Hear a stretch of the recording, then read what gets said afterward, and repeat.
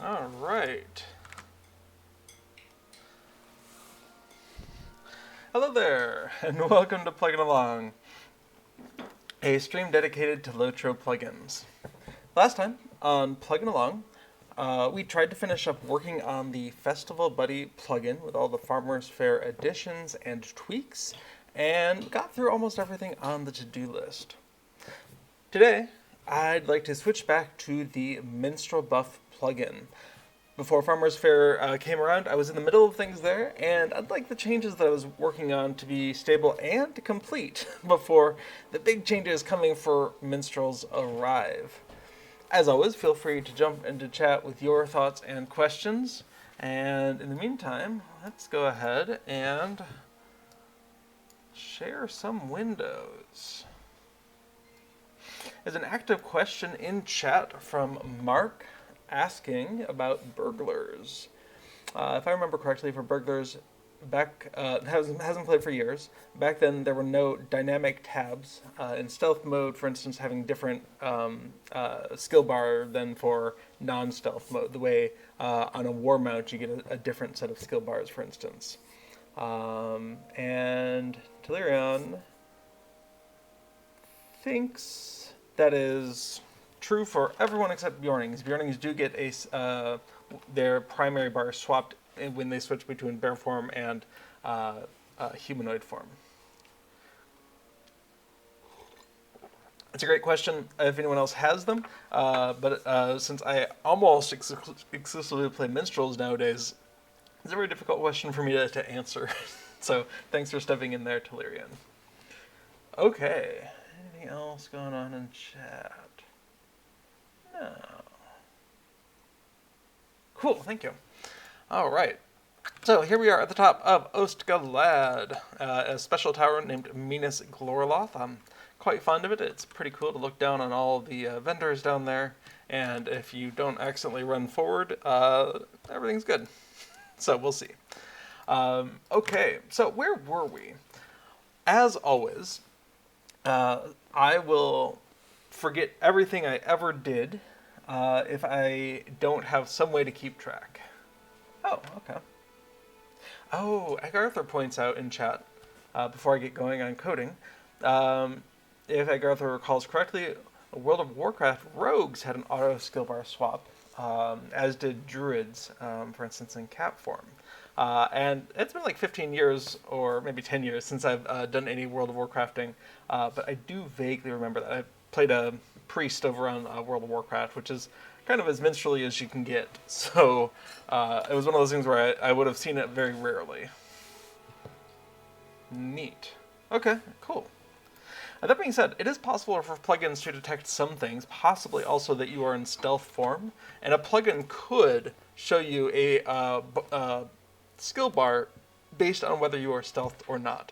But a downside is that it is difficult to bind plugin interfaces to your keyboard. So you'd still be clicking on the icons, the skill shortcuts in that bar. There may even be existing plugins that do that. I haven't checked for rogue specific or burglar specific plugins, but I believe I've seen stealth referenced in the plugin documentation. So that would be an interesting thing. Is, oh, you're in stealth. Here's your stealth bar or stealth bars, and if you're not in stealth, they just disappear. To my knowledge, that is possible. Okay, so where was I? Well, we are using source control to take snapshots of our code. And that means we can easily tell what has changed since the last commit, the last snapshot. So I'm currently using a program called Fork, and it wraps around a repository called Git, G-I-T. And both of those are a little, well, Git's okay, unless you accidentally spell it G-E-T, but Fork's a little frustrating to search for. This particular one comes from fork.dev, for instance. So we can come into the MinstrelBuff repository and see what's changed since the last time we were working on this, and then set it aside a month ago.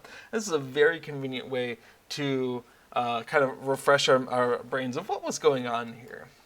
So specifically, there's some to-do file changes. Awesome. There's some other changes. Looks like there's some debug statements that we're putting in for something. Don't remember what that was about. Excuse me. I have a little cough, tickle in my throat.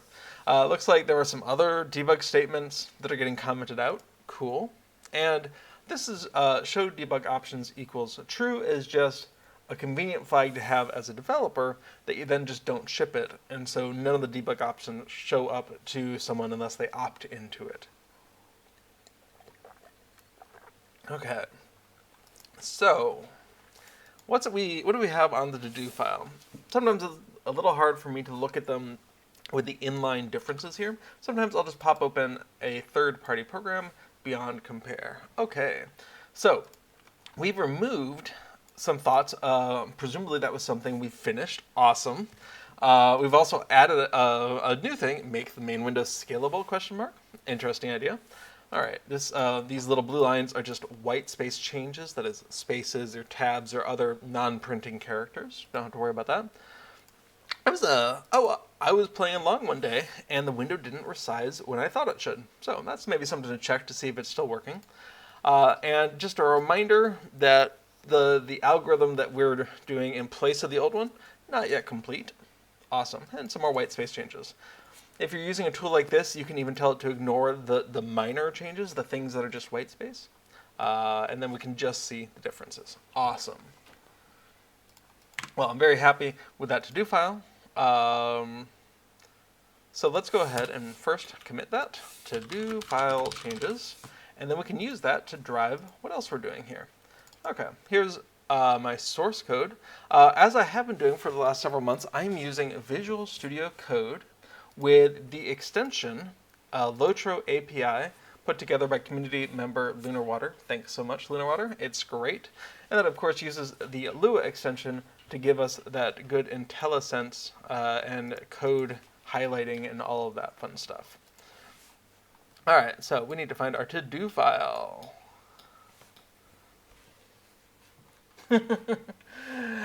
Mark in chat asks, you say about bards. I'm going to mentally translate that to minstrels. Forgive me if that is wrong. Is there a way to mute class-specific shouts? One of the things I love about Lord of the Rings Online is it's very customizable with what you can do with filters. If you click on the caret menu down here, right underneath my face, the very bottom entry is filters. And if you pop that open, you can see 3 tabs on the left. We have loot, which is where I go tell it, don't give me any Traveler Steelbound loot boxes, or because I still go into Barad Galaran occasionally, don't give me any withered parchments. I don't want that in my inventory.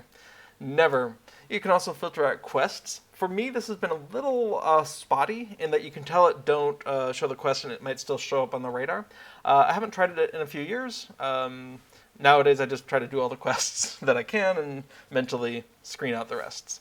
And then there's also audio. So for instance, here's where I've tried to get rid of all the fishing sounds, fishing-related sounds that aren't the sound of the thing saying, you've got fish. So that if I hear a sound, I can hit the fishing button even if I'm looking away, watching a YouTube video on the side, reading a book, doing homework, whatever. I can hear just the bobbing and not just the waves bouncing on the shore or whatever. So, in fact, I'm going to go ahead and do a screenshot of that in case I mess something up while I'm showing this. So, one of the things you can do is you can hit this record button and it'll just put into this recently played box whatever happens to be piped out to your speaker. So if we go ahead and hit record, hit a minstrel sound, and then hit stop record. So for instance, let's see. If I hit record, this, and then stop, oh, there's so much noise. But I'm hoping to find something that might say scream in there. And if I want to be really careful, like we're in the middle of a forest, there's a bunch of cricket noises, I would just go to like my personal house, turn off the music, and just say, okay, we're done. So what do we see in here? What's interesting? Skill, female, hobbit, scream, 1. Yeah, that sounds about right. So if I didn't want to hear that for either this character or my whole account, and I think that's might be server specific. There's a little blurring of lines. Whenever you see something that's account wide in Lord of the Rings Online, that sometimes applies across all of the servers, and sometimes it's just this server. So watch out for that. And so we can just drag over skill female hobbit scream 1, my favorite of the female hobbit screams, and clear that, and then go and try it again. See if we get something different. So stop the recording as soon as you're done. Okay, cool. That was skill female hobbit scream 02 as an example. Also, a whole bunch of other things. So again, go somewhere quiet. Interior of a house might work. Depends on what kind of decorations you have. Like if you have a crackling fire, it's going to make noise. So definitely play around with that. Just be really good at hitting record, the button you care about, and then stop record so that you can kind of isolate which of the sounds matters to you. I'm gonna unfilter those because that's the part. One of the things I like about Minstrels is all the screaming I get to do at the forces of evil. That and none of the minstrel attacks have any induction bars, and that just makes me happy. You can just run around and do any of your attacks, and it's great. I tend to be a very fidgety combatant. It's hard for me to just sit still and be like, okay, donk, donk, donk. Cool. In chat, John says the filter feature is a godsend. I've muted the smallest sounds, just annoy me. Absolutely. It's one of those things that you don't realize it's there, but you can customize your sound experience very nicely. Let's see, Mark says, thank you, awesome. You think you got the idea? You're going to experiment? Great. That's the main reason you couldn't pass level 20 with your vocal hobbit. Oh, I'm sorry to hear that. I love my little screaming hobbit. But I appreciate it's not for everyone. Yeah, Mark, you're welcome. John emphasizes, when you're building your filters, if it's a sound you do not like, throw it into the filtered account side of things. If it's a sound that you just don't like for this character or for this circumstance, maybe don't filter it for all time for all characters. But right now, if you're like, oh man, I just hate the sound of screaming minstrels, just toss them into the account side. It'll be fine. What's probably going to happen is when you do one of these effects. Oops. I pressed unrecord too fast. When you do this effect, there's other sound triggers besides the screaming that come through. My goodness, that's a long cooldown. Okay, we'll do it with charge. Where's my charge? Is this one? Yeah. Okay. So, well, that's not actually going to help. Okay. Clear, record. There we go. So if I've filtered that out, we're still going to get VFX Dark Hit and Challenge Force and Placeholder Null. Well, those probably don't do much. Wind Rush, because that's part of it. And so those other things are still going to happen, just not the screaming. So you aren't going to stop yourself from being able to tell that the minstrel is doing something. Just you won't hear the scream accompanying it. Awesome. Good question. Thanks for reminding me to talk about the filter system. It's one of the things I like. There's a lot of customizability built into Lord of the Rings Online. If you ever want to just lose half an hour or an hour, go into the key mapping section of the game and just see all the things you can bind keys for. Or go into the UI settings and see all the things that you can adjust UIs for. Or all the combat options. Or all the social. There's a lot of options. And there's a very nice search box at the top for you to try to find the thing that you're looking for. For instance, loot. If I want to find options related to loot, cool, type that in. UI settings, there's an always loot all. Cool, you don't have to do that. There's a couple of chat entries, awesome, and there's some key mapping. Oh, interesting. So you could have a key binding for the pending loot window. Didn't know that. And a loot all button. Shift plus button 1. Interesting. I should play around with that. But not right now. Okay, awesome. So, the to-do file, sort of my mental roadmap of what's going on, what do I need to think about in the future. One of the first things in here, strip out write lines that crept in during the in-work merge thing, when we were merging in two different lines of development. Okay, well, we've already looks like we've got a lot of that. Let's pop on over to our code here and do a search for turbine.shell.writeLine. And we're specifically looking for ones that are active. Okay. Here's a debug function called writeBuffs to chat. Don't need to worry about that. Here's, oh, those are commented out. Great. These are also commented out, but in a block comment, so it wasn't apparent in the search window. So are these. There's a lot of comments.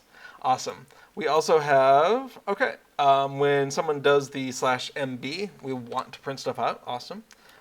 Same thing here, invalid operation. Great. Another way to get help. MinstrelBuff setting this file corrupt, created a new file. Nice.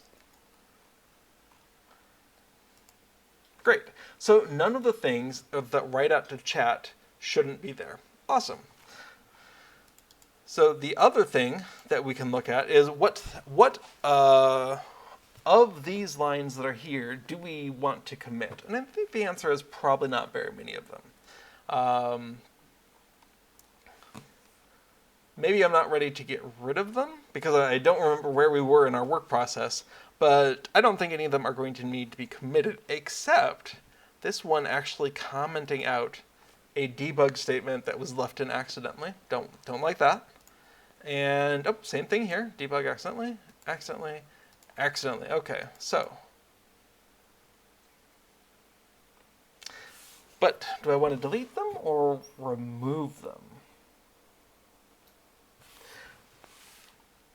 Let's go ahead and just at first comment them out because those things did get commented. Commenting out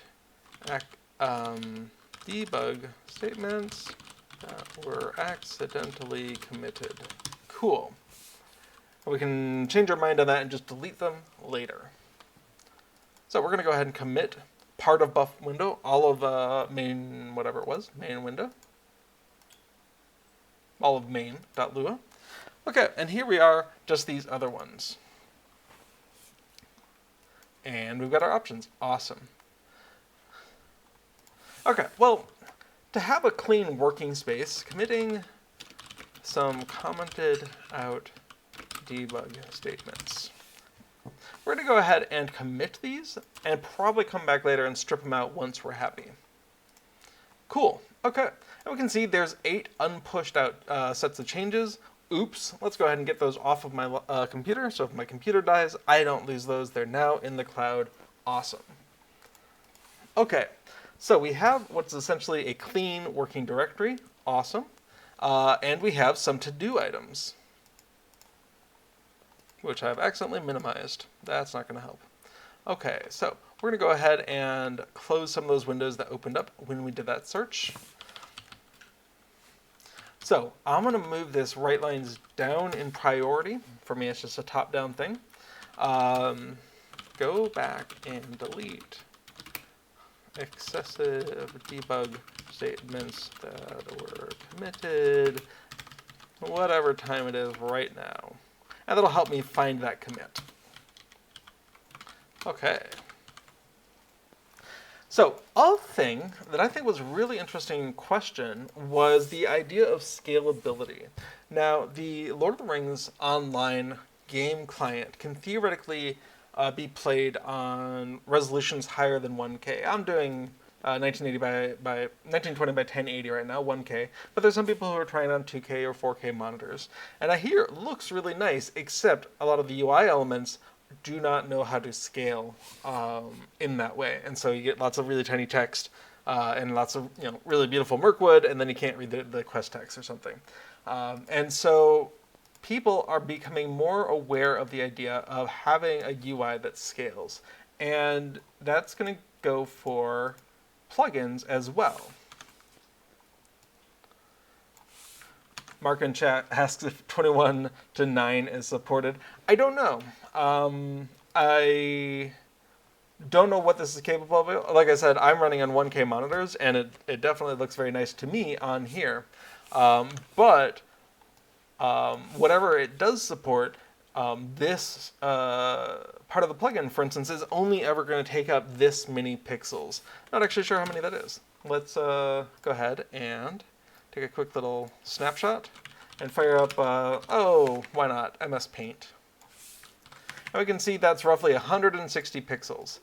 Looks fine on a 1K monitor. It's a little small, but you could imagine that against a 2 or 4K monitor, that would look absolutely minuscule. And we have the ability to scale up a UI. Now, it's just sort of stretching it out. It's not filling in extra pixels, but we can come take a look at the melodic interlude window as an example. I have to find the melodic interlude window. There it is. So one of the features we added when we were adding the melodic interlude window was the ability to scale it up. So for instance, this is 1x size. So each of those icons is the, oh, I forget, 32 by 32, I think, skill icon. But if we just want to make that bigger, if nothing else, because I had a hard enough time seeing the effect around my character, I want to know, in this case, when my red line minstrel can heal someone else in their party, which is a rare enough thing. I feel like it should be celebrated. So we can go ahead and scale that up ridiculously large. I put a cap on it at 10 times because it just felt like beyond that was, I mean, it's already pretty silly. But we can see that the scaling, I feel like, is actually a really reasonable algorithm, right? This is not horrifically grainy with a bunch of artifacts in there. It feels as good as you can get, given that it's working with an original 32 by 32 pixels. So one of the thoughts I had was, let's just add a scroll bar for the main window. Why not? It doesn't change anything on the coding side. Everything on the coding side still acts as if the window was the same size. It's just getting rendered larger. So that was a thought I had, is let's add a scale bar for the main window. We'll just put that here in the options window, and that'll be kind of cool. I might use it myself. But it'll be easy to do, and for those people who want it, it'll be there. Okay, what is that going to look like? Two things. We're going to need to add this into the options window, and so we can see everything. I'm going to make this a little bit bigger. Maybe a little, oh. I guess I'll shove it over to the right side here. This part here, melodic interlude window scaling, cool. Main window scaling. Internally, it's the buff window scaling. We could call it that. That might be a little confusing. So let's come on in to the options window and figure out what that looked like. Melodic interlude window scaling. Great. Now we can see that we're using a string lookup file so that we can switch between client languages. Awesome. And excellent. We're using a technique that I was first coming up with in the Hunter Deadly Decoy, which is we're just passing in the text here into a string dot format. So let's come on in and there we go. Find that string. Melodic interlude window.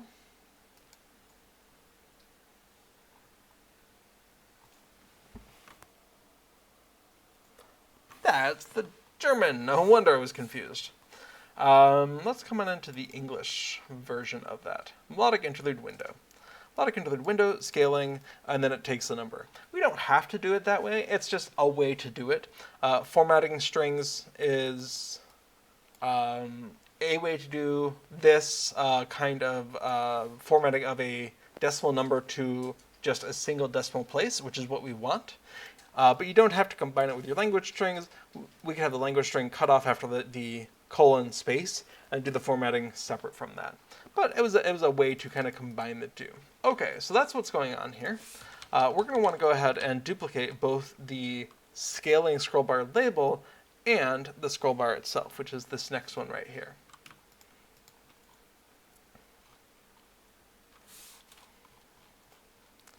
just wanted to check. Where do we set the height for this window? Here we go. Okay, so we're going to go ahead and want to bump up the height another, let's say, add in the height of the main window label and scroll bar. Because I'm not sure how much that'll be, but we'll see that when it's time to commit this change. Okay, we're starting to add our second scroll bar. There's definitely a question of should we have a helper function to make the label and scroll bar? Maybe not yet, but maybe. Let's come on down. Let's collapse this debug stuff. So we would want a specific language for that. We would want what in here matters. We would need the value for it, yeah. The custom callback function would have to be defined somewhere. Okay. What's up with this? What do you mean undefined field? Why is that undefined?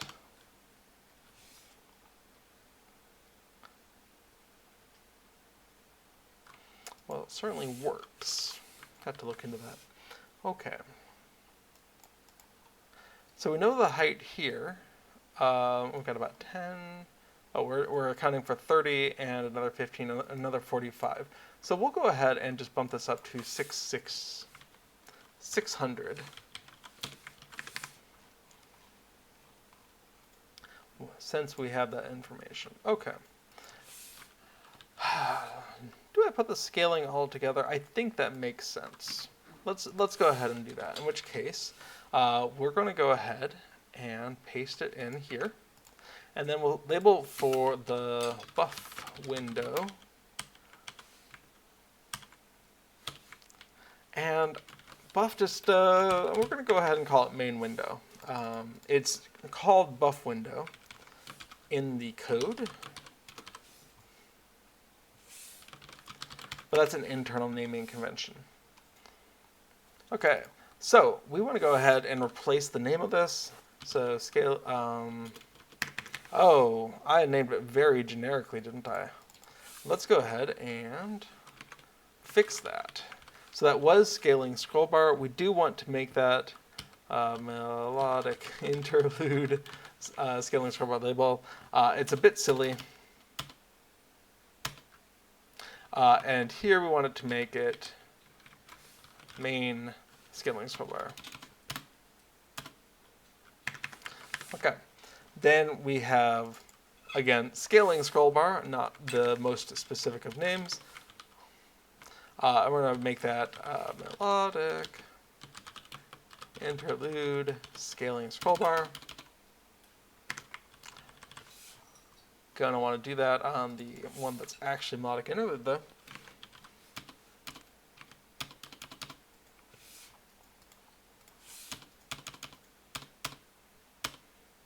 Okay. And then we have, we can again call it main scaling scroll bar. Great. I'm doing single line replaces because I don't want to replace all, because we've got these two sets of very similar bits of code in the same function. And this is, again, one of those things, like if you're copy pasting code in order to do almost identical things, that should be triggering a little thought in your head of, oh, maybe this should be a function, a common function both of these pieces are calling. Maybe. Now, sometimes that results in a function that has like 17 parameters that you're passing to it. Maybe that wasn't a good choice. But in this case, we have the main difference, which is what do we do when the value is changed? And we have like the initial value and the text on the label. There's not a lot different between these two lines of code. So first, we're going to get on the screen, and then I'm probably going to fail my will check against refactoring this into a function. We'll see. Okay. So we have a position for the label. We don't have a custom name for that. So let's come on into these strings. Melodic interlude. Why is it called melodic interlude width, I ask? Is it called that everywhere? Oh my goodness.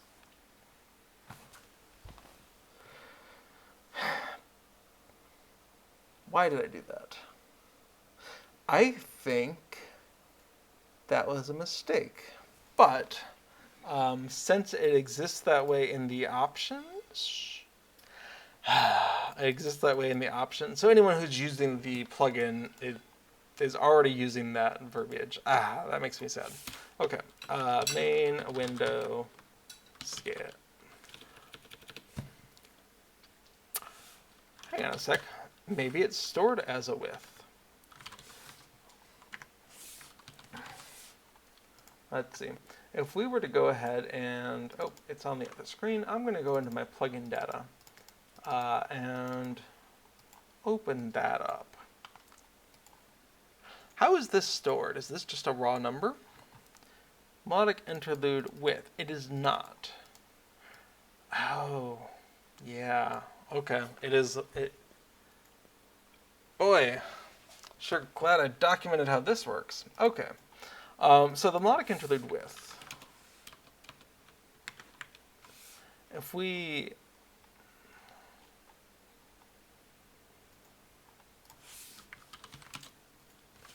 it's in settings. Okay. If we come into settings and find melodic interlude width, what we're going to find is that we don't have any documentation, but melodic interlude width should be, and what do I have here? Okay. This should be melodic interlude width is stored as a percentage of the screen width. And that's important because if your screen width is 1920 by 1920, and this thing is 8% of that, and then you go up to a 2K or a 4K screen, theoretically, you want this to take the same proportional space on the screen. And so if we store that it's a percentage of the screen, then we're going to get scaling if you change between resolutions. Cool. Okay. So that's why it was a width, because we're only checking the width of the screen and making a percentage of that, and then the height is a corresponding, like 40% of the width or something. Doesn't really matter. The height's going to get scaled when the width gets scaled. Well, we have to manually do it, but we know how to do that. Okay, so there's a melodic interlude width. So that makes sense. I like the naming. I forgot why I named it that way. Comments would have been nice past me. Maybe I can make some comments for future me. That would be a nice way to improve this. So main window width equals main window scaling. Cool. Now, this is a language file. It's good form to go ahead and add this into the other language files as a placeholder. And then if someone is interested in making it work for a German or a French client, the string is already there. They just need to change the value of that string. Okay. It's funny. Long ago in my career as a person who likes writing programs, I learned that to call a series of characters in memory a string. And as I hear myself talking about strings, I realize how arbitrary and weird that might sound to anyone who's not used to programming with strings. And yet, here we are. That is the world in which I live in. So if you keep wondering why I'm talking about yarn, then yeah, string. It's a term for a collection of characters. So for instance, melodic interlude width, I would call that a string. I'm sure there's a reason for why we call it that, but I'm not sure what it is. Okay, well, any place where we have a melodic interlude width, then we're probably going to want a main window width as well. So let's just come on through. Okay, well, there is one for the melodic interlude window. Cool, let's put a pin in it. In fact, let's not just put a pin in it. Let's make a little note to ourselves. I'm just going to use a fresh buffer in Sublime Text. Easy way to throw up some text on the screen. And this is going to be places to refer to main window width. And I kind of regret not having that be like percentage, but I feel like at this point consistency is going to be our friend, even if it's a little wonky. Buff window, redraw, C, melodic interlude window redraw. All right, window's not quite wide enough for all that text. Okay, where else do we have? Options window. We can go ahead and, oh hey, thanks, Little Redhead, for informing us that executive producer Severlin will join Cordovan, and all things going well, this Friday, starting at noon Eastern, which is currently -4 GMT, for a general Q&A, taking some questions from the forums, as well as focus on live questions from participants in chat. So there's a link there in chat if you want to go check that out. You can also just find it on the forums. I'm sure it's a pinned post there. Okay, awesome. So in the options window, size of the melodic interlude window. Cool.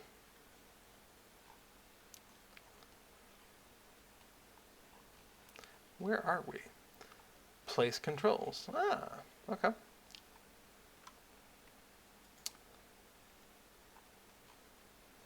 Well, I see. That's all happening. Oh, okay.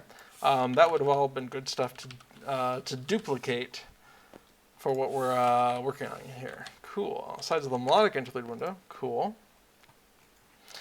Actually, we do want this screen width for both. So I'm going to go ahead and hoist that up out of there. All right, melodic interlude window proportional width. Great. We want main window proportional width. So that's going to be main window width. We also have main window actual width. Cool. We're going to multiply that proportional by the actual pixel width to get the number of pixels for the window. Great. Main window default width. All right. That's another pin.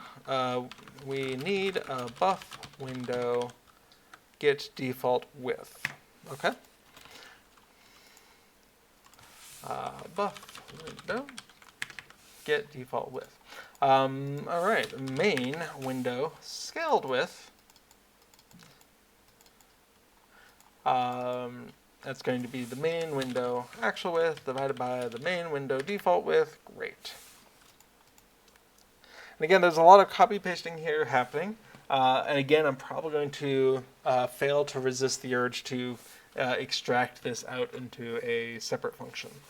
But for now, we're just writing it out explicitly so we can have two working side by side, and that will give us a clearer picture of what things do need to be variable between them. Okay, we have the scaling scroll bar. We're going to go ahead and do main window scaled width times 10.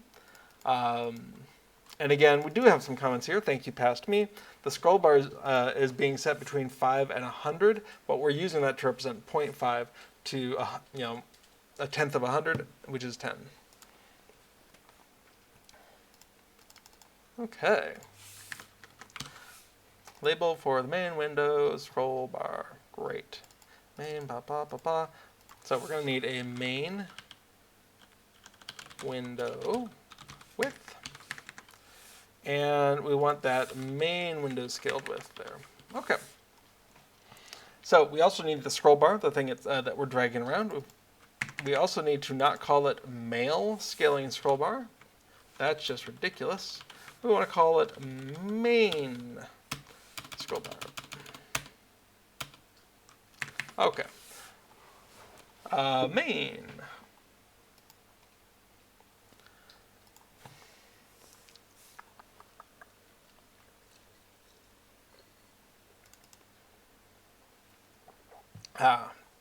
We have a ambiguously named scaling scroll bar value. We want to go ahead and call that main scaling scroll bar value here. And down here, we want to call that mi scaling scroll bar value. Great. Value change. All right, current value equals the thing. Great. Scaled value equals that.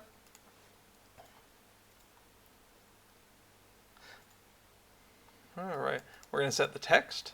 Again, we're going to use that same main window width value for the text.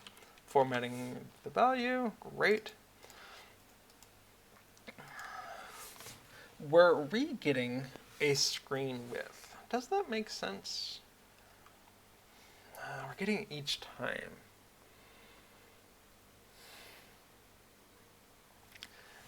I would say probably. And the reason I think probably is that you could change the width and then come back into the scaling. But what would be better is to use the trick to detect that the screen has resized and just have a global version of that. So that's a thought to do, is now that the UI cares about the size of the screen, use the technique for detecting that the screen resolution has changed. I believe there's a way to do that by setting up a hidden control and setting that control's stretch mode to a certain value, and then it's going to get resize notifications when the window changes. But I'd have to check on that. I think that is kind of community knowledge on how to detect the screen resolution changing. So I'm going to put a pin in that. It's not important for right now, so I can just forget about it.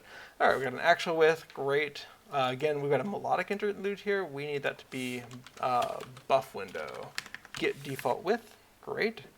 Proportional, great. Melodic interlude width, no thank you. That is going to be main window width. And finally, we have the redraw.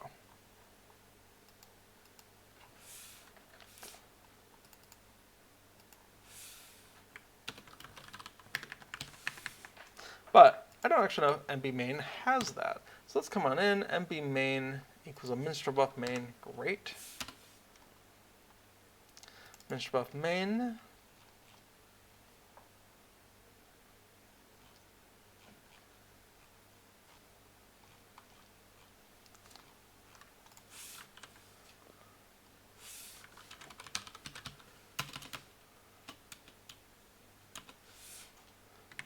All right, MinstrelBuff main dot buff window.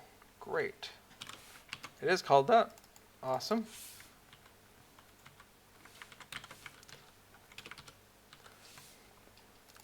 So we need a buff window redraw. We need a buff window get default width. Not that bad, actually, for a whole bunch of possible changes. Okay. So we've got a pin in that. We're going to go ahead and come back in.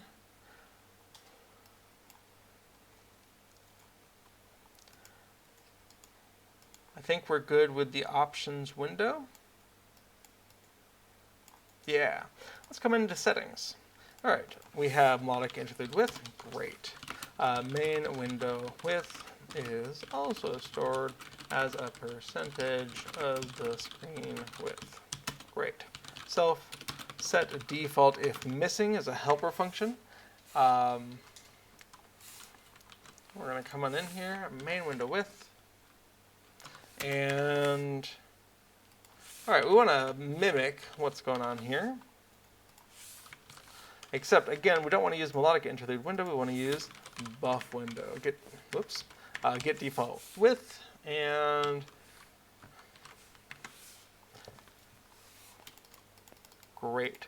Okay, so we have the comment, we have using it, and we do need to fix up the number. Because this is being stored as a fractional number in the save file, that could be region dependent. So if you're in the French or in the German client, and I want to say this is under 32-bit, which used to be an issue. Now people have been not so subtly required to use the 64-bit. But once upon a time, 32-bit was storing those with commas, I think. Or 32 was storing with decimals and 64 was storing with commas. Either way, we just want to make sure that if there's a comma that snuck into that file, we rejigger it as a period.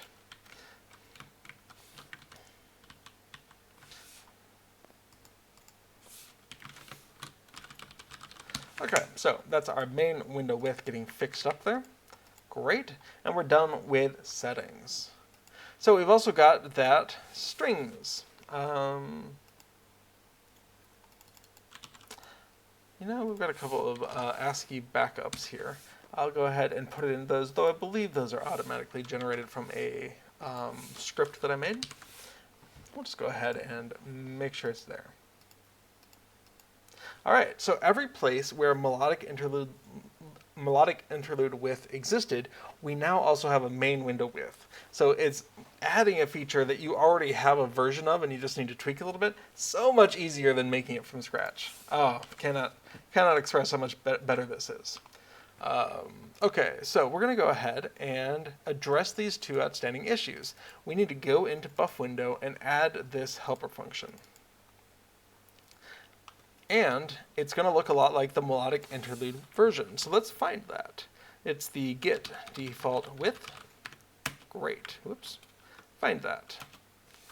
All right, get default width. Now, melodic interlude is calculating that, and it's calculating that. Yeah, it just occurred to me that this is going to be harder than I was originally thinking, because the default width of this buff window changes based off of your theme. That's okay. Let's put a note in here. How do we handle different themes and their default sizes?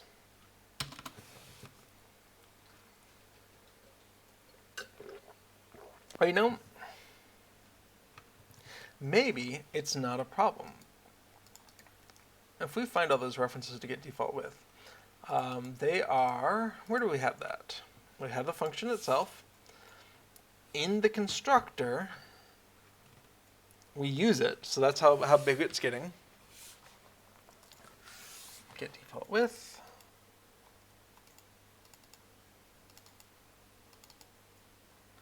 And when we redraw, we use it in that calculation. But the buff window has this sorted out. Every theme has a width. We just need to return that. That's going to be way easier. So, if we come take a look at those themes, let's take a look at theme window, for instance. We should have a window width. We can just return the theme's width. Oh, that's going to be way easier. Okay, super glad we got a chance to think that through. So that get default width, we're going to lift that into buff window. Where is that about?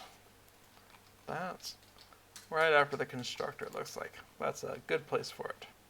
All right, so function buff window, and we're going to define get default width, and for that we need a theme.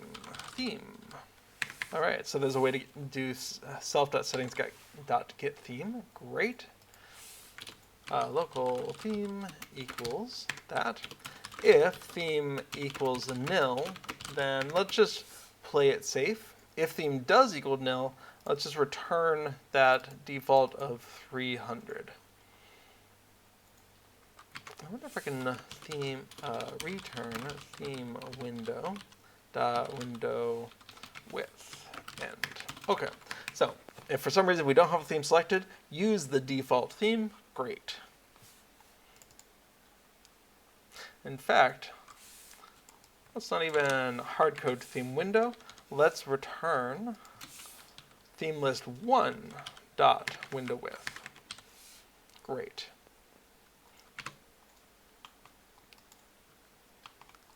Otherwise, return theme dot.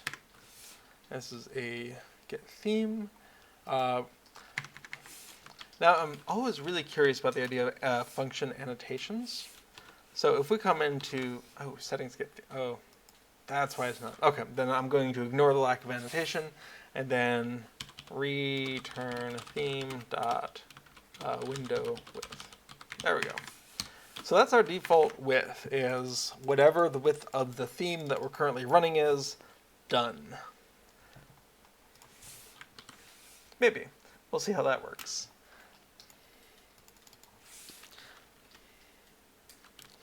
But I think that answers both questions. What's the width, and how do we handle different themes? The real question is, when the theme changes... Okay. When the theme changes, do we need to do something special? Question mark?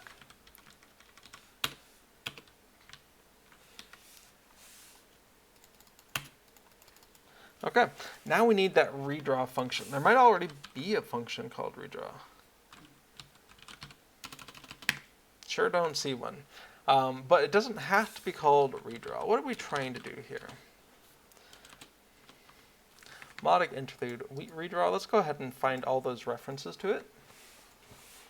Excellent, just the one place. And this is happening during the constructor. Interesting. Well, what on earth is happening when we scale that thing? I want to know. If we come in here,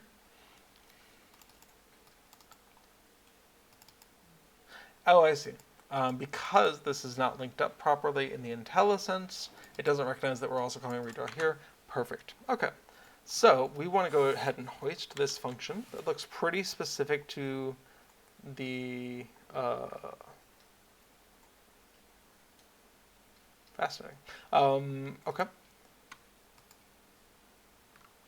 Sorry, I was just getting distracted by the drag bar reference there, which is excellent. Drag bar is what gives you the ability for your plugin to act as if it has the same drag bar as built-in UI elements. It's very handy. Lovely library. Okay, so we're going to copy in this redraw function and try to convert it over to something good for us. Alright, this is pretty high up in the window here. Excellent.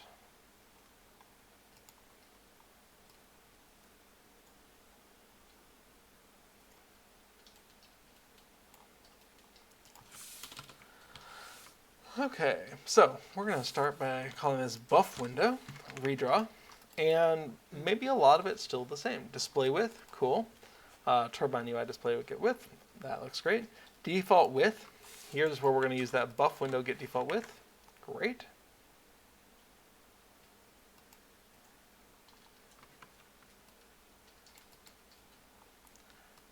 Oh, I believe get default width needed to be a dot. Oh, but how do we get the theme?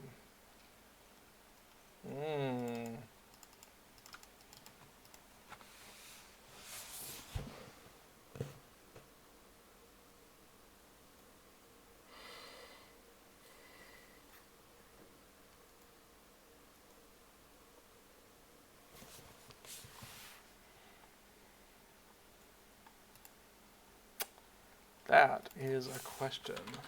Where are settings stored? Okay, there's a settings reference in the MB main. Great.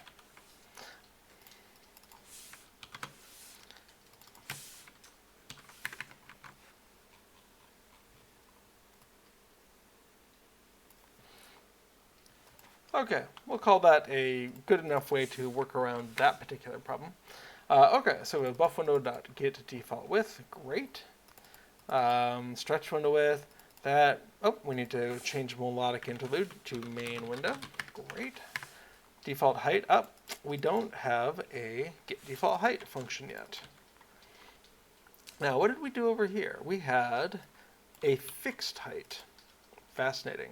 We don't want to do that. We want to go ahead and make use of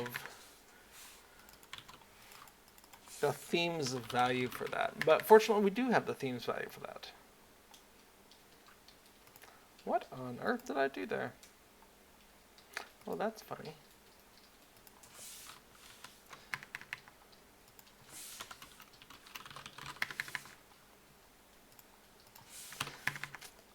I was using a different way to define those. Hilarious.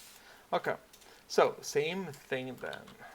We're going to go ahead and theme equals that. If theme equals nil, then we're going to return the first one dot window height. And the default value for that height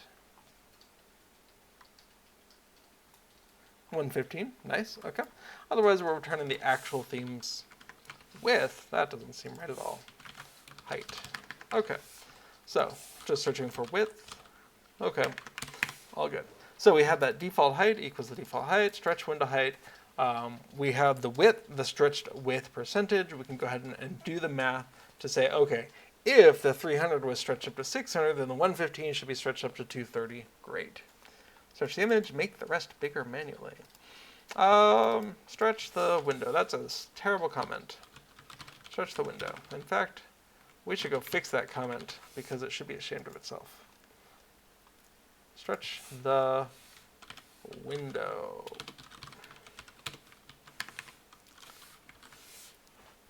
Okay. So self, set size, great. Stretched width and height. Now, do we have a self.dragbar? Is that a thing that exists here?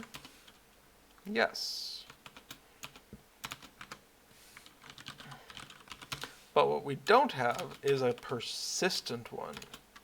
Buff window makes and unmakes itself each time you unlock, which felt needless. But on the other hand, maybe if you never unlock your UI, you never make a drag bar, maybe that's better.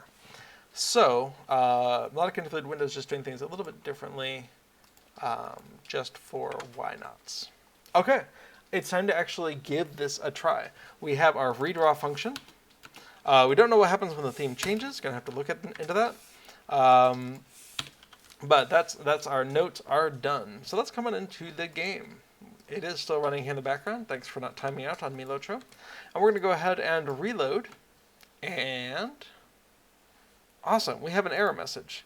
Why don't we? We do have it over here. It was not scrolled down. Okay, buff window 29 is a problem. Let's come on in here. 29. All right. So we have a attempt to index global MB main is a nil value. That's discouraging. MB main should be one of the first things that's made. So let's first of all make sure we spelled it correctly.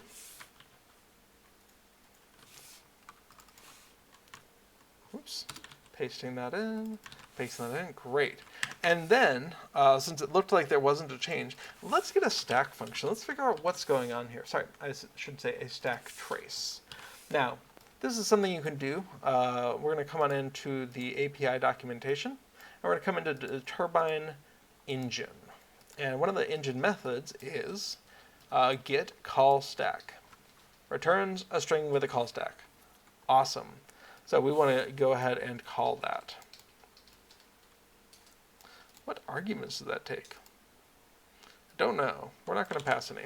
So we're going to go ahead and turbine.shell.writeLine, and we're just going to pass turbine.engine.callstack, get callstack, and try to load this. And what we see here is a lovely callstack that tells us we're getting called through main, and then MinstrelBuff, main class, settings. Oh, interesting. Okay, so this is a legitimate path. When we're first loading those settings, this is something we didn't have before, and it's because we are trying to use that MB main to get at the settings. Cool. I think that's a reasonable flow, and so what we're going to do is say if MB main equals nil,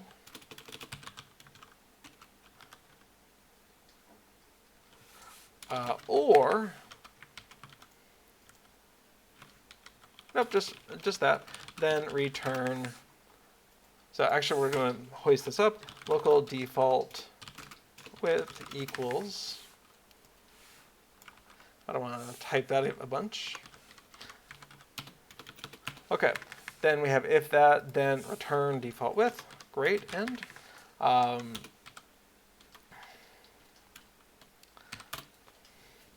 we have the theme.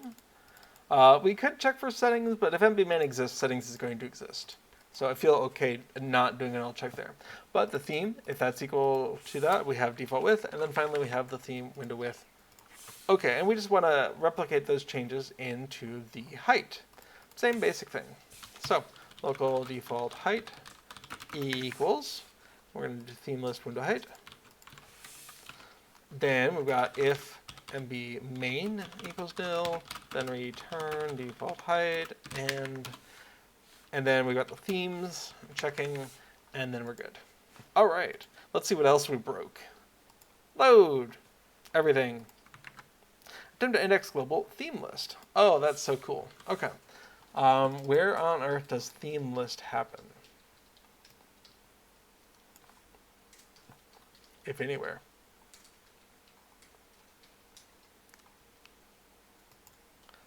It doesn't.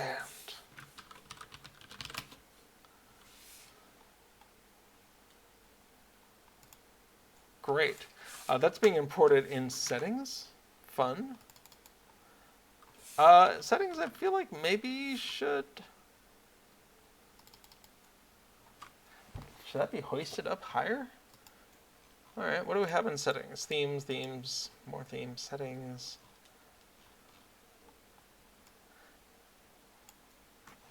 Yeah, let's try that. Let's hoist themes up to be one of the first things that we load. This could cause unintended problems, definitely.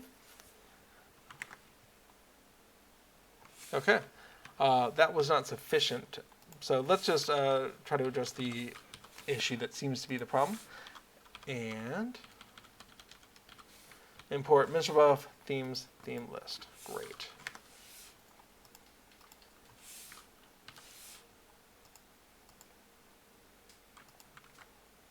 Okay, so that is not correct. Why is that not correct? Feels like it should work. Theme list.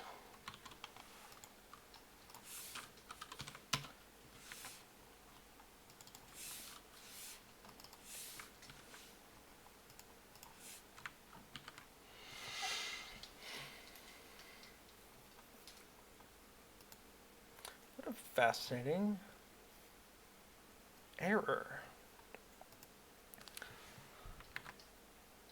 This is here. Theme list is being included. I gotta check that. I regret getting rid of that stack dump now.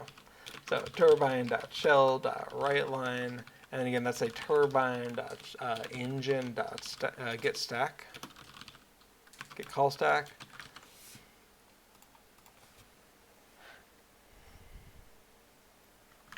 So that's in the main in 581, making the main buff window. Cool. So that goes to 27. Great, making a new settings. That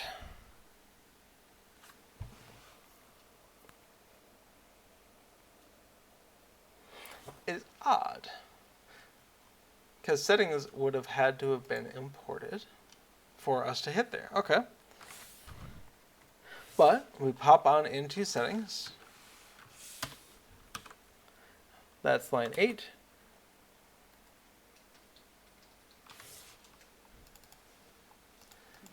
We're doing a load. Cool. That's line 38. And that's here. Buff window get default width. Not surprising.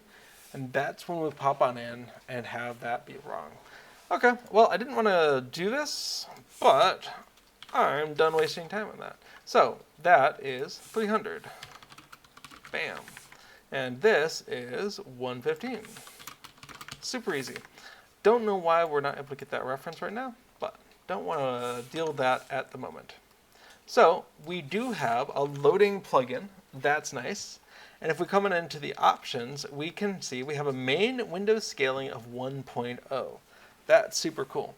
And if I click it, awesome, we get an error. Okay, so where are we? We're in buff window, looking at line 64. And we can see I did not get rid of that reference to drag bar. That's sad. Okay, gonna boot that, get us back in here, and then, boop. Okay, so we can see, we can drag the scroll bar here, but nothing is happening. That's okay.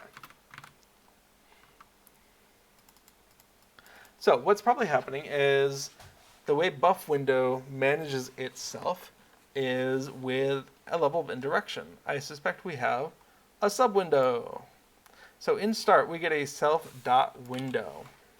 And this is where we want to go ahead and modify this redraw function to do self.window instead of self. This is one of the weirdnesses of the plugin is that buff window itself is a window, but it has a window in which it does all the stuff.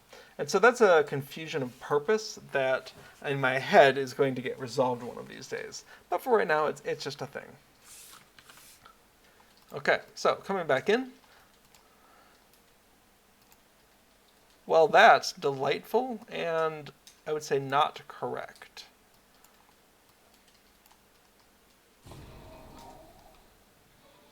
I was just curious if it would redraw on all of those.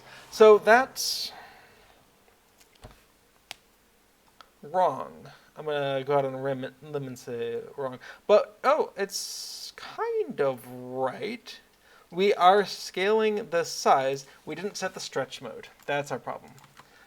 So what we did in melodic window, set stretch mode, that was something that needed to be done right at the end. Forgot about that.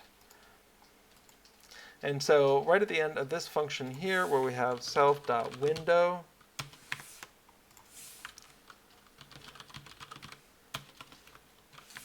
I'm in the wrong place, self.window, at the end of this start function, we need to go ahead and set the stretch mode to 1 and then call our first redraw method. That'll prevent this from happening. And while I think this is amazingly interesting, it's just not what we want, right?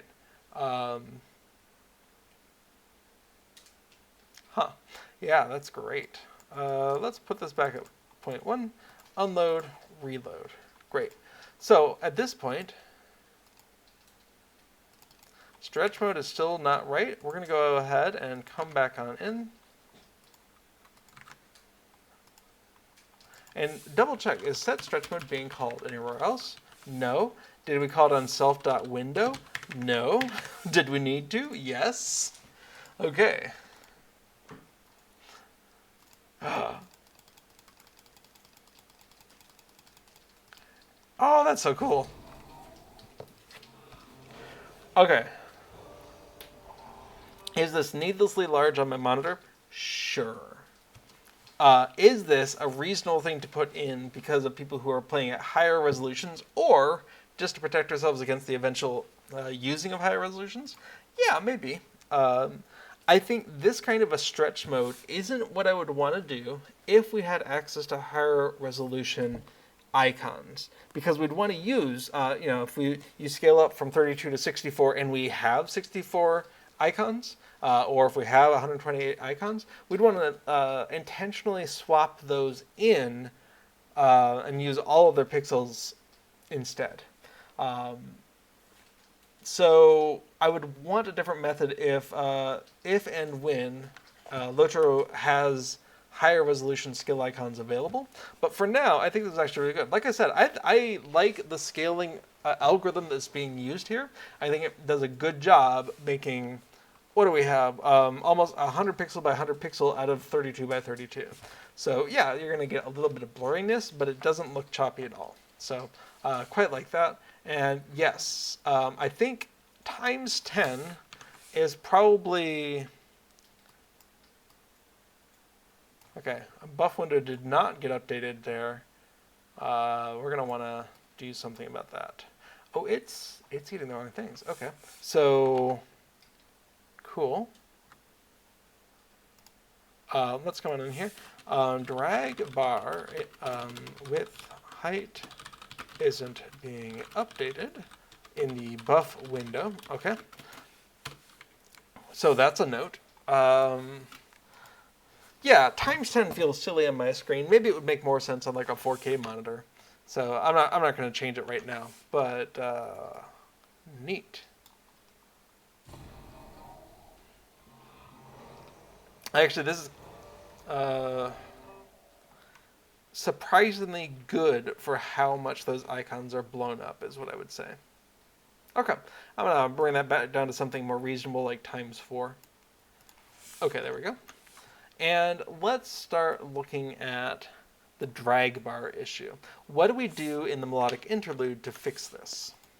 Okay, let's come back into the source control and come into melodic interlude. So we had something about drag bar. There was a self.dragbar layout.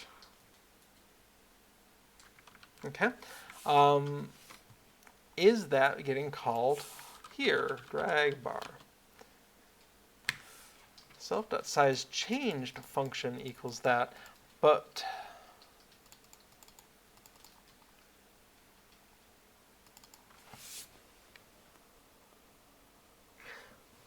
do we need to just call it anyway? Well, let's find out. Okay, MinstrelBuffs. It's still not doing the scale to size. Well, let's confirm our assumptions. Melodic interlude. If I go ahead and scale that up, we can see it is. Okay, so it wasn't calling layout. Good to know. All right, melodic interlude, self.dragbar.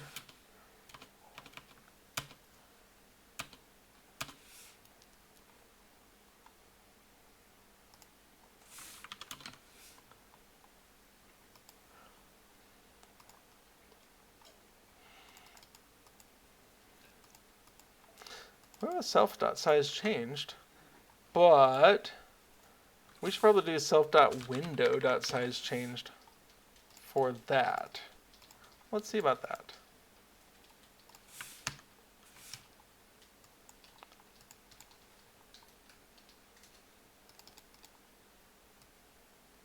Still not working. What am I missing?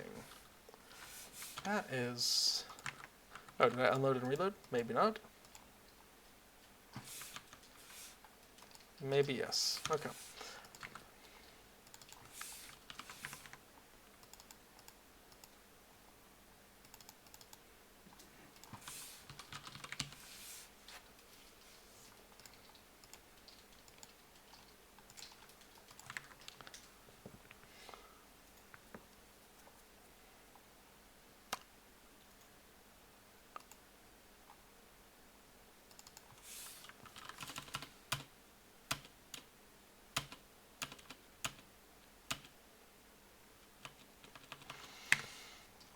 What is going on here?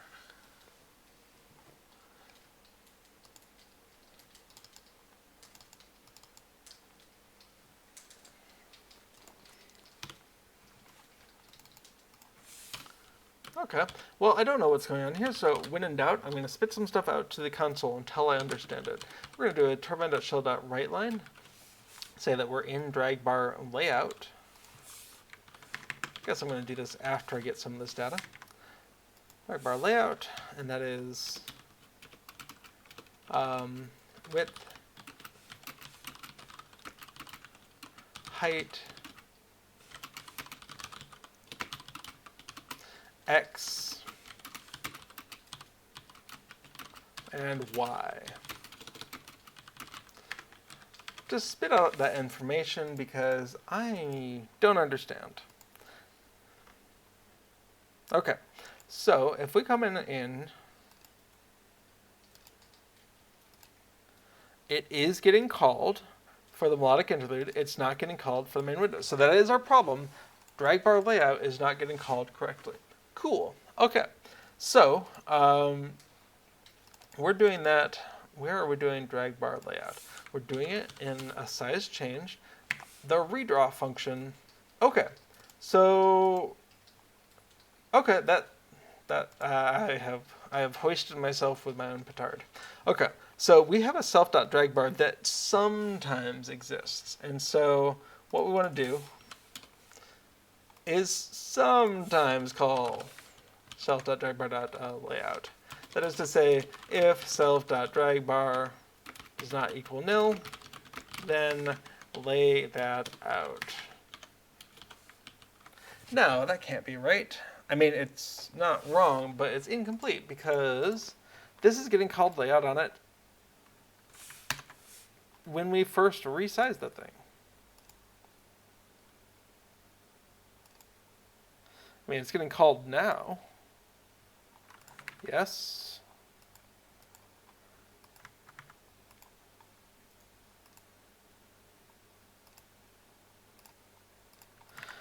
Is this even necessary? Hang on.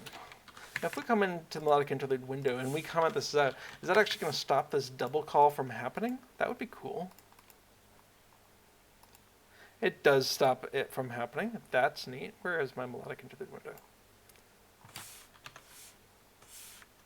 Oh, of course, it wasn't showing. So, yes, we were double calling it. Okay, so that wasn't even necessary. Cool. Good, good, good, good, good.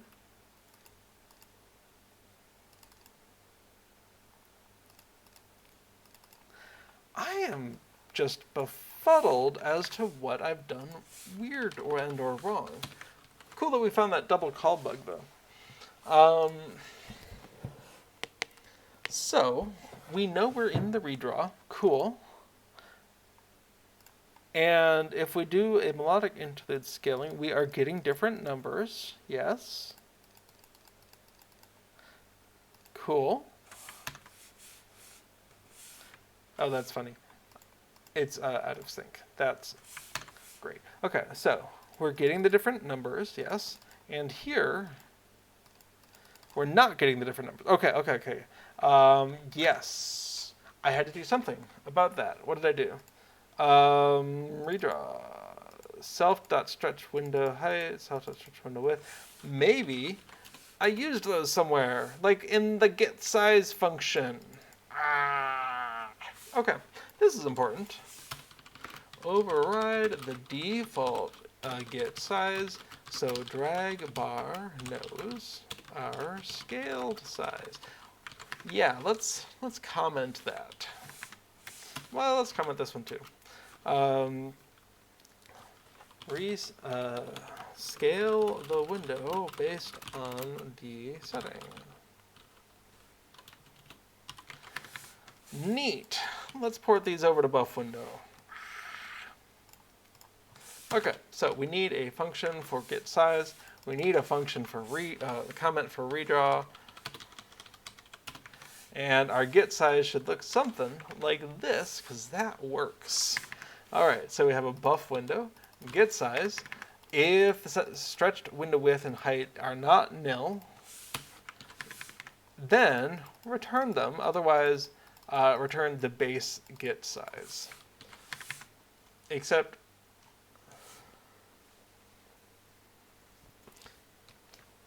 sorry, that's something in my throat. Corin chat uses an icon. Hello! Looks like a Carl Sagan icon. If so, that's pretty cool. Okay, so we have our custom get size function, which is going to make drag bars happy. Let's give that a try. Let's unload. Let's reload. Let's actually do that when the UI is not unlocked. Cool. And we can see that drag bar is still not good, but what if we change it? Nope, still not right. Something is not right, but I think we're getting closer, because that was definitely a necessary thing. So we have a get size. No, it's calling it on the window. We need this to be a function that we're not doing it on us because we're passing self.window. This is so catching me out. In the start function where we define window, we need to set self.window dot buff window. No, sorry, dot window dot get size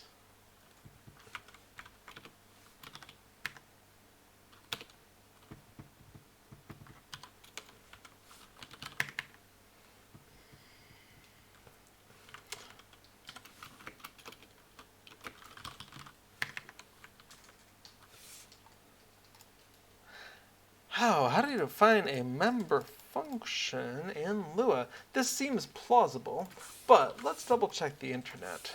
Whoops. Lua member function equals.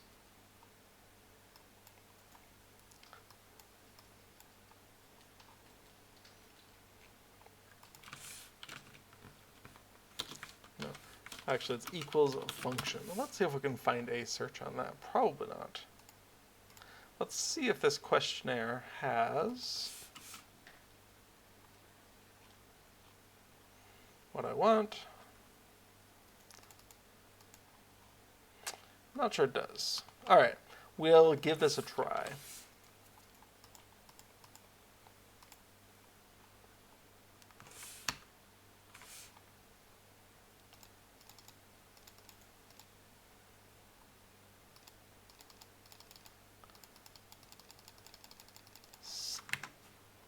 That was not correct. All right. Can we...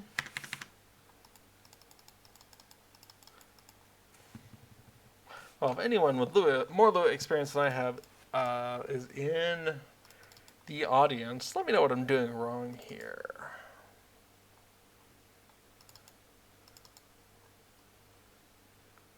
Let's come into the class function and take a look at that.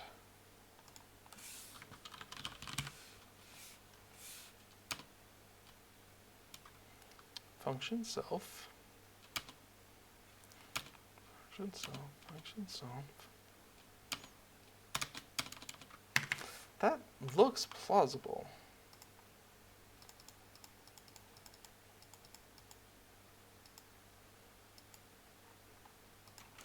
In the space it shouldn't matter, but why not?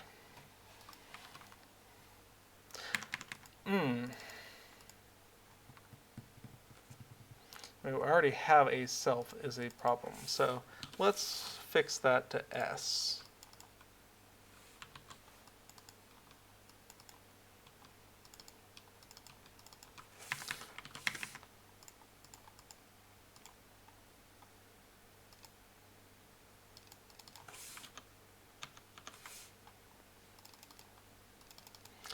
Okay, well, we know what the problem is, and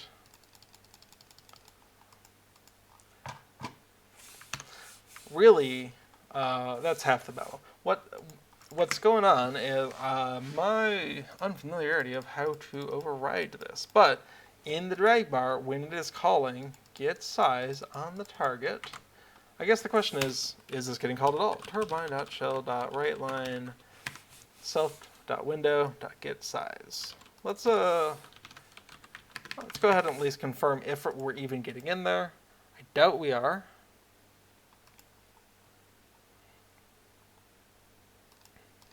Right, we're definitely not.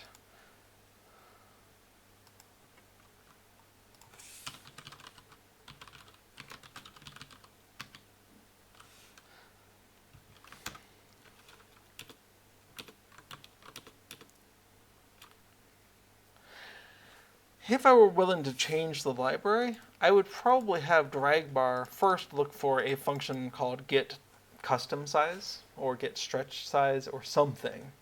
And if that exists, use that in preference of get size. But I'm hesitant to change code that comes from a readily downloadable library, because then you've split the library. And of course, it's always possible there is something in this or a newer version. But, all right, I'm going to take a moment and see if I can answer this question.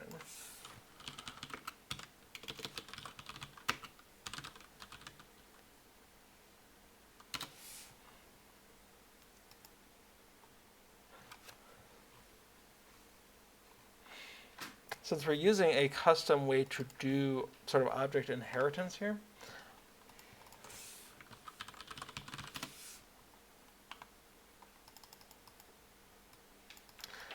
hi Arthur, my question was,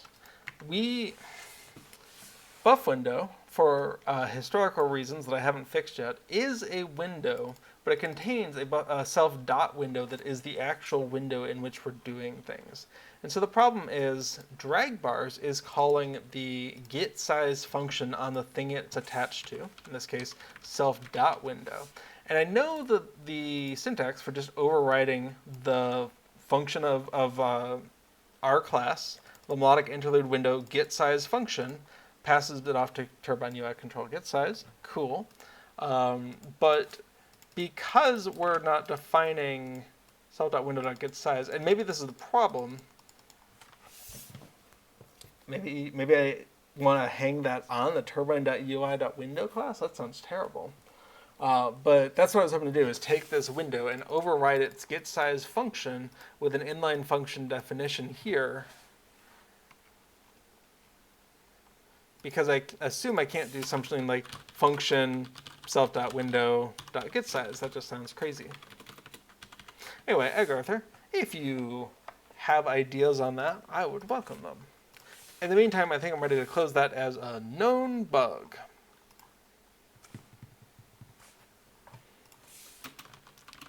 So, note, this syntax isn't working. There's probably a better way. That's the Dutch spelling.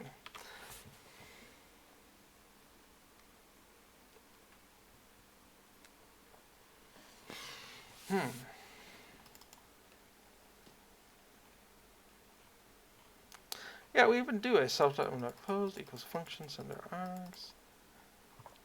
But because it's a class function, or a colon calling function, maybe? I don't know.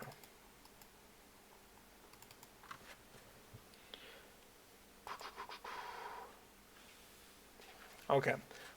Anyway, we know what's wrong. The window get size function, class function, is being called, returning the wrong values. Nothing we can do about that. Other than something crazy in the programmer sense, like function turbine.ui.window. Get size equals, and that just sounds like a global solution for a local problem. So I don't think I want to do that. Okay. So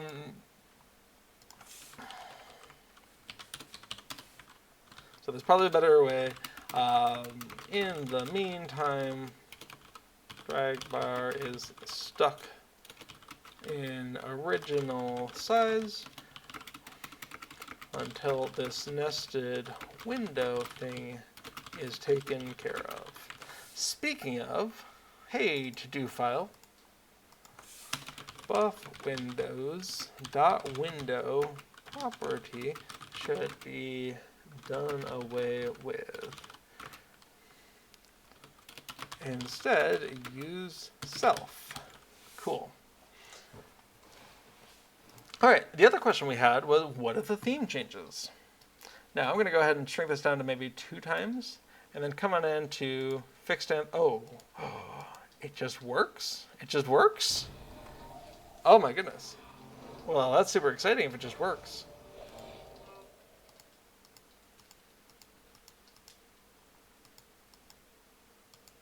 Now, one of the things I don't like is that when you change a theme, it throws everything away and starts over. So it doesn't know that I have anthems active right now.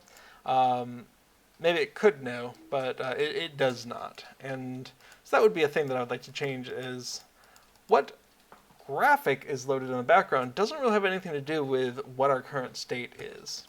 So let's go to the to-do file. Don't toss away information about ballads / anthems / etc. when changing the background image. Just don't need it. Okay, but when the theme changes, do we need to do something special? No, as it turns out. And drag bar window height is being updated. It is being updated, but it's not changing because of what we've just seen. Okay, neat. Well, this is neat. I don't know that I'll be using it myself because, as I said, I'm only working on a 1x machine. That being said, the fact that I can now take this on down to minuscule size is, I don't know if compelling is the right word, but it's fascinating. Oh, okay. Now my anthems aren't being seen. Let's go ahead and unload and reload. Now they're being seen.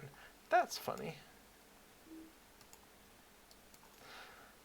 Yeah, this is probably smaller than I want, but on the other hand, if all you're looking for is a reminder of when to do anthems, I like the fact that now you can shrink it on down to ridiculous size if you want to. Okay, good change, except for these debug outputs that I forgot to do away with. Let's come take a look at that now. Okay, so in dragbar, we added this debug. Let's get rid of it. Gone. Okay. In melodic interlude window, we added some comments. Great. Added /fixed comments in melodic interlude window. Don't need to do anything else. Oh, hang on a sec. Let's do everything here except the lack of a dragbar layout. Okay. Cool. Removed redundant call to dragbar.layout. Awesome. Done. What else do we have? All right.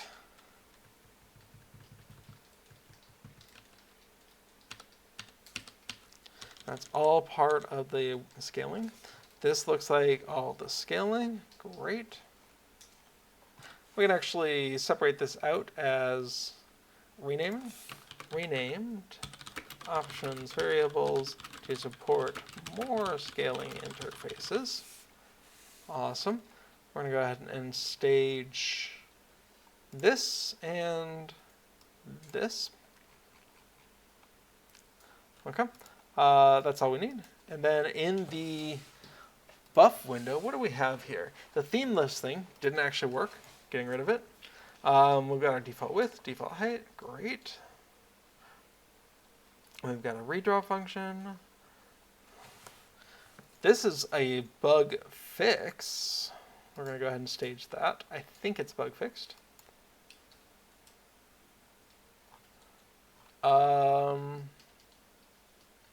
Cool. All right. Chain fixed size changed to be window.size changed.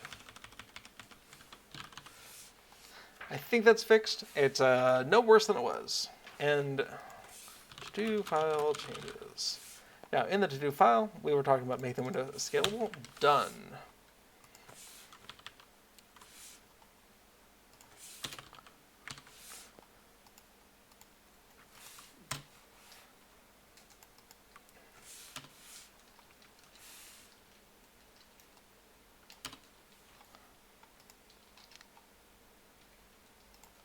Okay, and now we just have the uncommitted changes, which were make the main window scalable.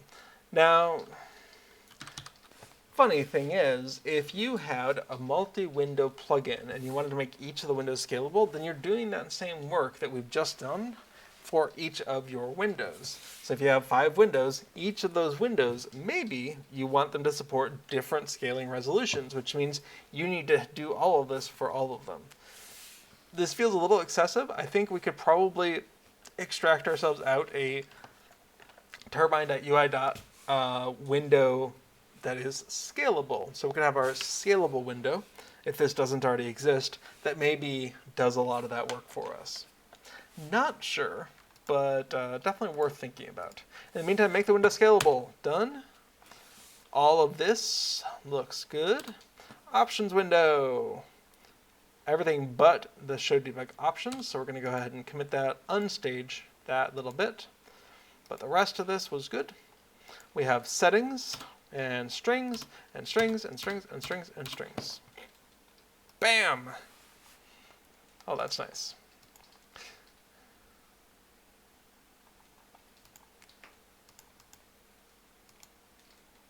Okay, well, you know, just for visibility on stream then, might as well make this thing bigger. Great. It's gonna throw me.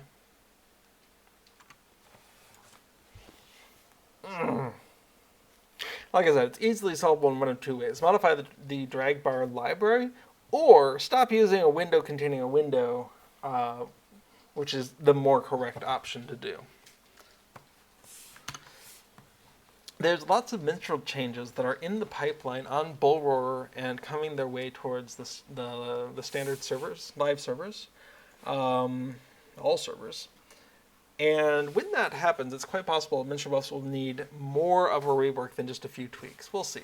If that happens, I might take the opportunity to kind of rip things apart and see if I can improve them. But I'm going to strongly resist doing that until November, when I'm no longer in my current Dutch language class, which is just taking so much time.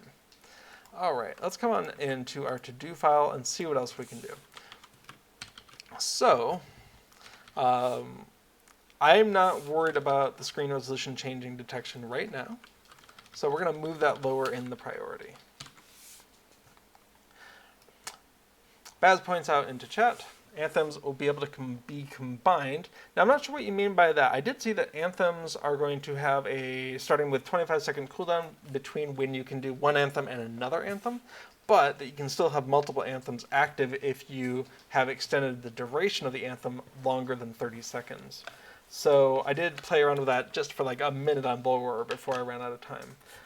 Baz also says there are new anthems. Yes, and actually MinstrelBuff still has some old anthems in its files, and so at least one of those is, if you go to the fixed anthems here, at least one of these is using the old image, I think. One with a head in the notes. So if they bring that anthem back, then we're good, right? We've already got that in the system. So yeah, picking up the new skills and that kind of thing. But if it's just adding and tweaking what anthems are present, that feels less like needs a whole overhaul and more just like, oh, okay, just tweaking a few things. So it'll really depend how it plays out. Interesting. Baz says if you have two anthems A and B, and if you have both active, it'll be one effect called anthem A and B. Refreshing either will refresh that A and B effect. Well, that's good to know. I got the impression that it was just pick the anthems that you want to focus on because you won't be able to keep them all up in the air. But I like the idea that if you have access to 4 anthems and you have played them all, you'll have some sort of mega anthem that you can use any of them to refresh. That seems cool. I'll have to hope that I get to see it someday. Cool, thanks for jumping in there like that. If that's the case, then we'll definitely be taking into account the names of those combined anthems. But I could imagine just picking out the parts for those names and then just looking for those parts within the one anthem name now. So you found an anthem, cool. Which anthems comprise that mega anthem? Okay, awesome. Thanks for jumping in there, Baz. What else do we have? We are running up almost on 2 hours of stream time. So I think next thing I want to do is look at this window did not resize when I got a 4th anthem. I don't even know if it's a bug, but it was a thing that I saw. And so a way to test this is to go ahead and just in the code say, you know what, instead of starting at anthem spot 1, we're going to start at anthem spot 3. Where do we do that? Let's come into the code. We're probably going to be in the buff window. And we're going to look for the, I don't know, something like anthem. Why not anthem?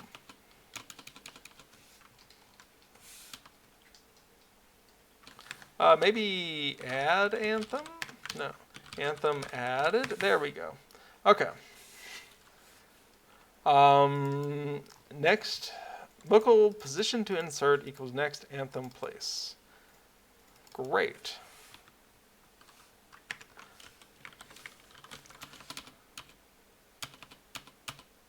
So, next anthem effect place, if we go ahead and say 3 instead of 1, in fact, if we do 3 debug, just mark that explicitly so we know that's not meant to be committed. Let's go ahead and unload and reload, and then use our quiet the chorus Alright, so it's the third. That's the fourth. That's the fifth. That's disappointing.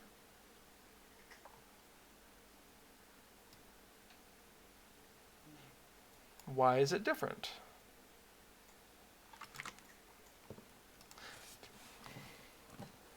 Well, let's double check our assumptions.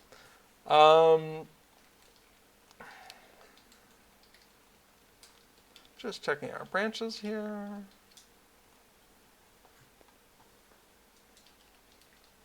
Added additional variable count support. Variable anthem support.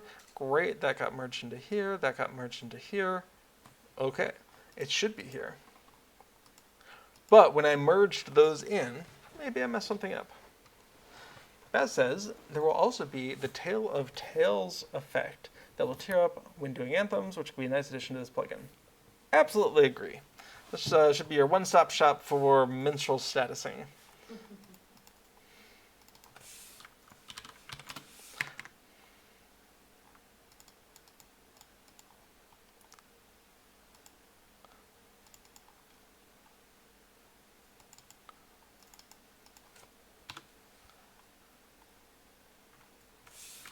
Okay, let's go in, to this branch that said added additional variable anthem count support. That implies there's a variable with logic and images. So we're looking for window backgrounds, and we're looking for where is that being used, if anywhere. Okay. Update background.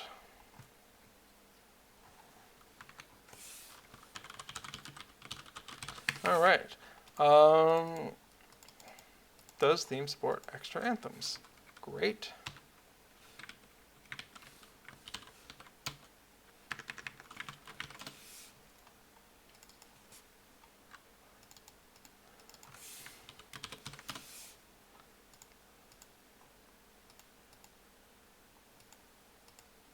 Okay, those values are still there in the theme windows. Excellent. So we should be here. So if anthem out equals song, and not for the return, local background equals get window background. Okay, so let's come on in here.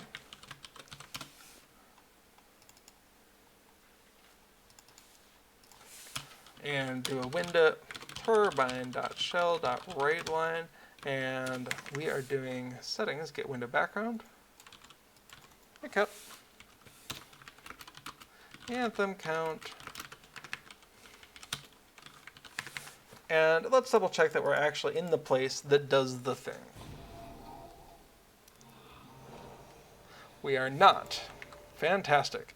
Get window background is not being called. Let's check for update background. In fact, let's just do a quick search. Find all references. Set.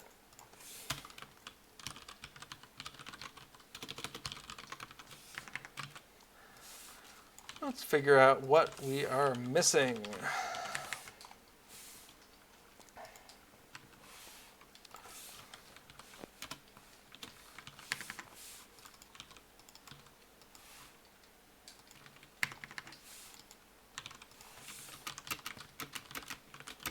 Just adding in both of those.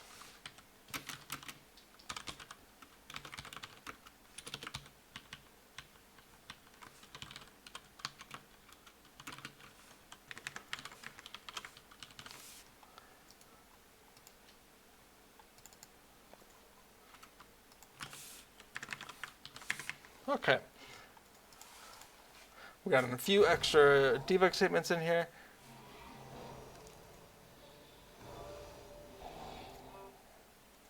Still not being called. Great. Update background. Where is that getting called from? Great. It's getting called from background. Where is that getting called from? Should be getting called from start. But where else? Minstrel's stance changed.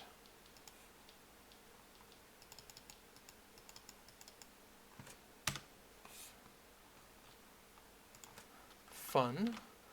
But update background should be called from more places.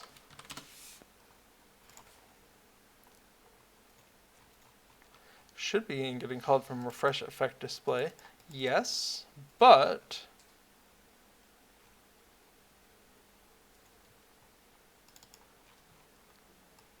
we're not using that anymore.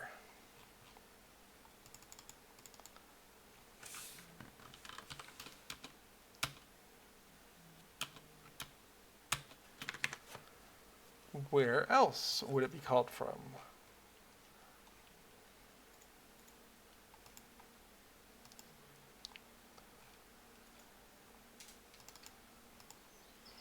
Oh. My phone alarm is going off. Just a moment.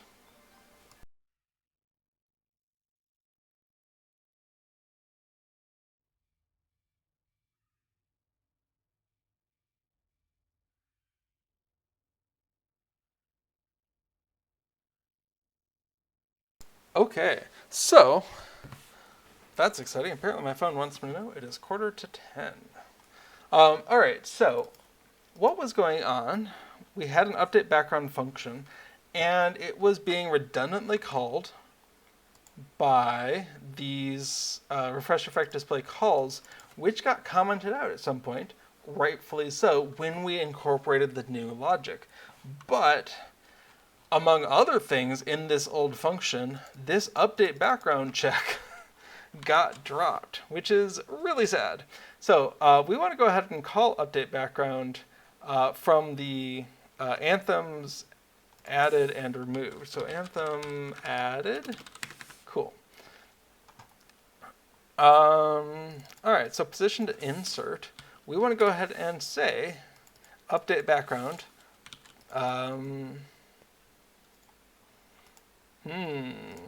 Position to insert. Sounds good. And in fact, that's just going to be a self-update background window call. And anthem removed, same thing. We want to call, oh, hey.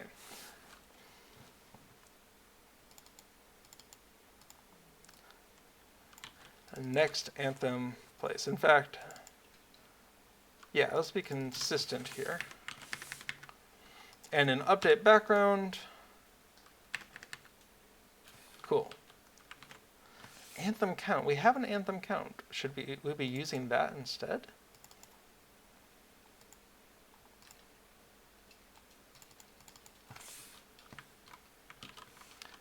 Self.anthem count. What's up with that? We have an update background here. Awesome.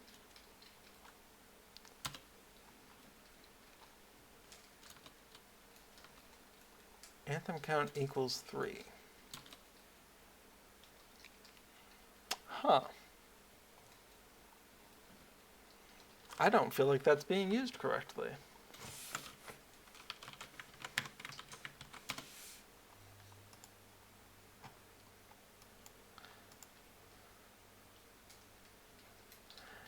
Oh, it is being, it's how many anthems are being shown. Okay.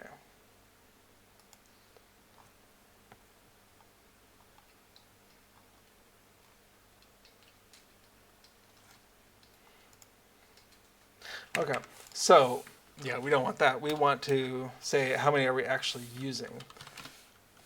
Okay, so self next anthem effect place. Yeah, okay. So that sounds like a reasonable thing to do, is incorporate those calls in here. So if we come on in here, this is bigger than it needs to be anymore, and go ahead and grab that anthem, oh, that's so good. Now, unfortunately, I forgot to decrease my anthem duration. Oh, that's not good.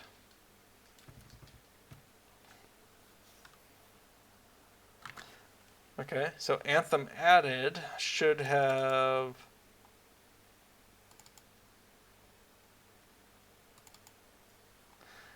used position to insert. Okay.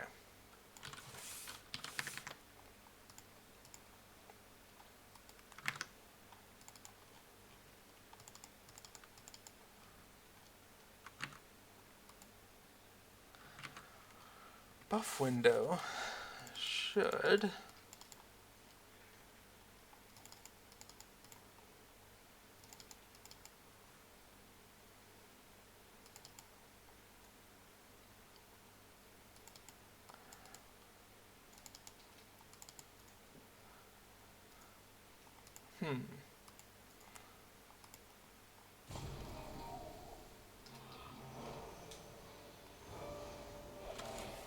Well, that's not right either.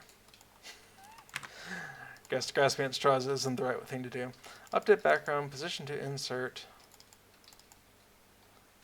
If it's less than 7.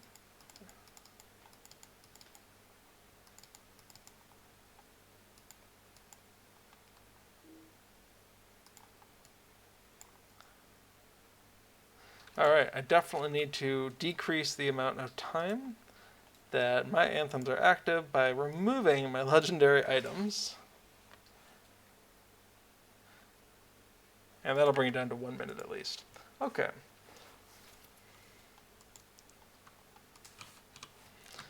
In the meantime, position to insert. That feels... That's the next place. Equals... We're showing the anthem at that, and then we're updating the background to that. Hiding the anthem at that, updating the background. I feel like that's not right. The next anthem effect place is going to be 1 for that, so the next one is 2 for that. Wind is 4. The next one that plays is going to go 4, but that means we have 3. But we just decreased this. I'm worried that that needs to be -1 right here.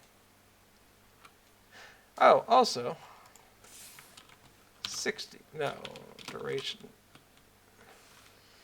Show anthem, set duration. Yeah, we're going to set the duration to like 10. No, because we can't figure it out. Ah, this is a problem with binding it to real effects. Oh well. Okay. Oh, no, don't run off the tower. Oh, no.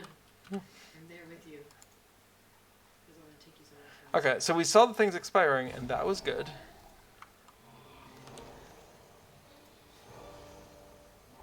Okay, so we're getting the correct number added now.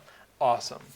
So I just need to remember to pay attention to the screen in like 40 seconds when these are finally wearing off. But in the meantime... Whoops. I've run out of water. Here we go. Hey, Casper. What's up, little cat? No. Yeah. Meow. Meow. Yeah. You could be on camera. You could be a star. Literally tens of people could see you. I assume. I don't know. Okay, so these things are finally starting to expire. Awesome. I would love a way to fake out effects, to say this is totally a real effect, but it's not for the purposes of development. Okay. We're off by 1. We're off by 1. Okay. It was an off by 1 error in the anthem remove. So that was going to be in the buff window. Anthem removed. Yeah. Update background -1. So the anthem next effect place, I kind of regret naming it like that and using it like that. It's very confusing. I would very much like just a current anthem count variable, which is effectively this is. This is just that plus 1. So I regret that. It just goes on the pile of mistakes I've made, though, so that's okay. It's fixable one of these days. In fact, I should add that to the to-do list while I'm waiting for these to count down. Let's come on back to the to-do list. Okay. So, to-do. The whole thing's a to-do. Buff window dot next anthem effect place is incredibly confusing to maintain code around. How about buff window dot active anthem count question mark? On the other hand, if this is going to be blown away by the upcoming minstrel changes, then maybe don't worry about it. Alright, so our anthems are wearing off here. Boop, bloop, and bloop. Great. Okay, so that was indeed one of the things that was on my to-do list, and we're probably going to pick this up again next week, is that a whole bunch of stuff exists in this refresh effect display function. And the main thing that we were doing before Farmers Faire was saying, okay, rescanning the entire effects list every time an effect is added or removed feels silly. Let's not do that. Let's then just instead, if an anthem is added, respond to it. If it's removed, respond to it. Same thing for ballads. But that means there's other stuff going on in here that's not specifically anthems, like the check for serious business, like, as it turns out, the update backgrounds for the buff window that just hadn't been incorporated yet. So that's going to be, I think, the entire focus of next week's stream is getting rid of this refresh effect display function completely, moving whatever we need into buff window and having it take care of these things. So, while I'm looking at the clock, I'm noticing it's just about on the hour. So we're going to start wrapping up here. If you have any last minute thoughts, comments, questions, concerns, etc., go ahead and toss them into chat. In the meantime, I'm going to go look and see what of the changes I just did are correct and worth keeping. Okay, in the meantime, okay, not resized when I got the fourth anthem, so that's fixed. Debug only, discarding that, discarding this turbine shell. Okay, option window is good, and that is also a discard. So, updated, resize, incorporated resize into new anthem added / removed functions. Cool. Done. And we can see that fix was a simple 2-line fix, right? Call the function that you needed to call that you stopped calling. But we had to figure out what wasn't happening and what needed to happen and what we had to pass to it in order to make that work. That would have been easier a month ago before we got diverted with Farmers Faire, but sometimes you just got to work on a festival when it's around because that just makes life easier. All right, we're going to commit that. We're going to push that out. We're going to call that good. All right, so obviously lots of stuff here, lots of ideas to mull around. Thanks for throwing out that information, Baz. I am very curious when those minstrel changes are going to hit because I heard that I think I saw in the forums that they might hit before the Shadow. Is that right? If so, and if pre-orders for Before the Shadow start this month for delivery in the last quarter of the year, as I think Saverlin or someone said, then minstrel changes could be anywhere in the next couple of months, and that's very exciting. Well, hopefully not too much of this work is wasted, but I'd like to think it's expanding my brain, and it's a good exercise, even if we don't actually use it in the final finished product. All right. Gonna minimize that, gonna close that. Cool, all right. Well, I think that's everything we're going to cover today. I think there's been very good progress. I'm not seeing any last-minute entries into chat. So, thank you very much for joining me on this exploration of LOTRO plugins. I do hope to see you here next week. And until then, keep plugging along. All right, bye-bye now.